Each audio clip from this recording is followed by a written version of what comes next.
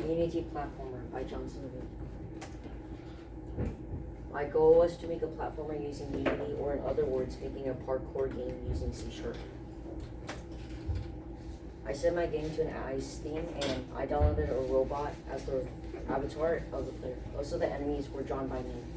The enemy movement I used were the animator features in Unity. I used Vector 3 for the player movement, teleportation, and I used many variables. The game objects were used as respawn points and finish points.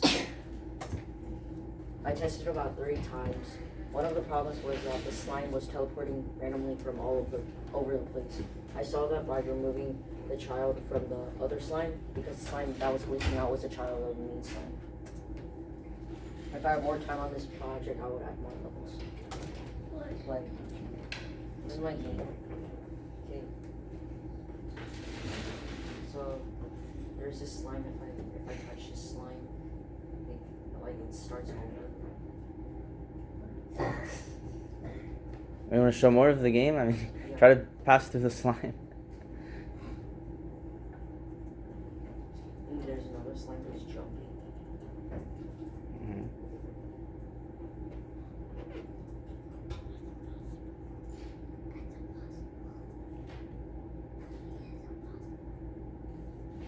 And if you go here, there's a boss.